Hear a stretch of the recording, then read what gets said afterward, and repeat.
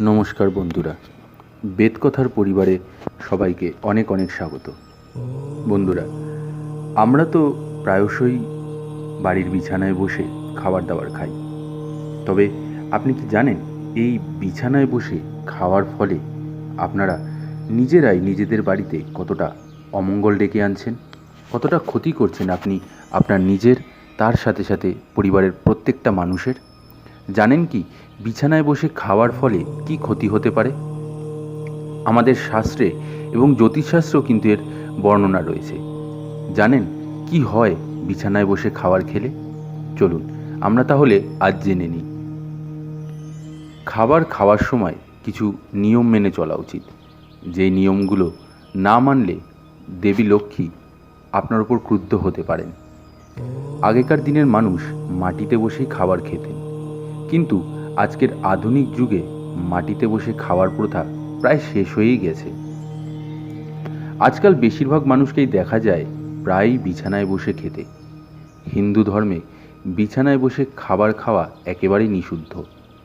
শাস্ত্রে বলা হয়েছে বিছানায় বসে খাওয়া দাওয়া করা উচিত নয়। এমনটা করলে মা লক্ষ্মী ক্রুদ্ধ হন, কারণ বিছানাকে মা লক্ষ্মীর স্থান হিসেবেই বর্ণনা করা হয়েছে। বিছানায় বসে খাওয়া দাওয়া করা দারিদ্র্যের একটি লক্ষণ। এতে আপনার বাড়িতে দারিদ্র্য বাড়তে পারে।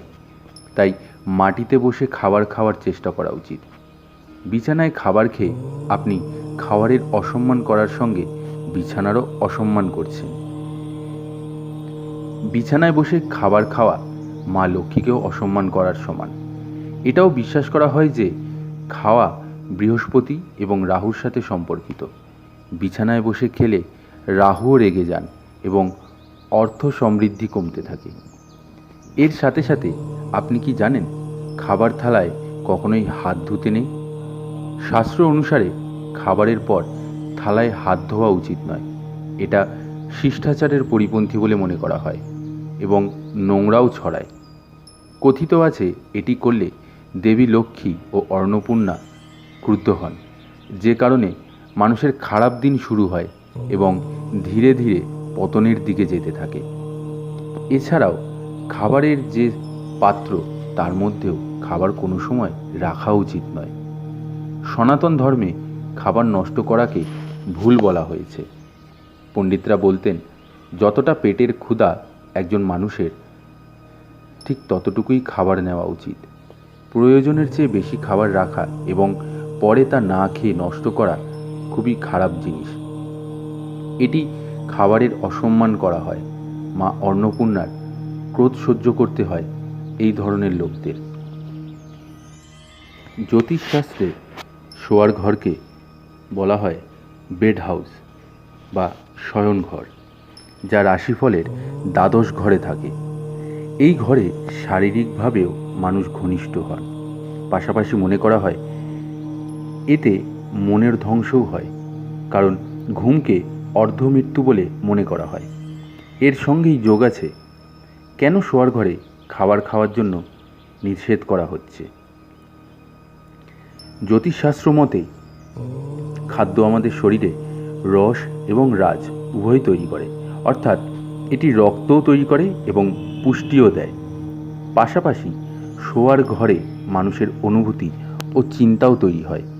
তাই এই ঘরে রস এবং রাজের উৎপাদন হলে তা অনুভূতি ও চিন্তার পথে বাধা হয়ে দাঁড়াতে পারে। খাবার খাওয়াটা ভুল, শুধুমাত্র একটি ক্ষেত্রেই এটি ঘটতে পারে, যদি কেউ অসুস্থ হন। জ্যোতিষশাস্ত্র বলছে শোয়ার ঘরে বা বিছানায় বসে খাবার খেলে ব্যয় বাড়ে, তেমনি ঋণও বৃদ্ধি পায়। শোয়ার ঘরে খাবার খেলে মা লক্ষ্মীও ক্রুদ্ধ হন। সবচেয়ে ভালো হয় যদি আপনি রান্নাঘরে নিচে কোনো চাদর পেতে বা কার্পেট বিছিয়ে খাবার খেতে পারেন, এবং আপনার যদি এমন জায়গা না থাকে তাহলে আপনি কোনো টেবিলে বসে বা সোফায় বসে খেতে পারেন। যদি আপনার বাড়িতে একটি মাত্র ঘর থাকে এবং আপনি বেডরুমে বসে খেতে বাধ্য হন, তবে আপনার মেঝেতে একটি আসন বিছিয়ে নিতে পারেন। তাই বন্ধুরা, এরপর থেকে আর কোনো সময় বিছানায় বসে খাবার খাবেন না, কারণ যেরকমটা শাস্ত্রে লেখা আছে যে বিছানায় বসে খাবার খেলে সর্বপ্রথম যে ক্ষতিটি হবে সেটি হচ্ছে আপনার পরিবারে অভাব অনটন এবং দারিদ্রতা বেড়ে যাবে, মা লক্ষ্মী ক্রুদ্ধ হবেন, সব দিক থেকে আপনি ধ্বংস হয়ে যাবেন।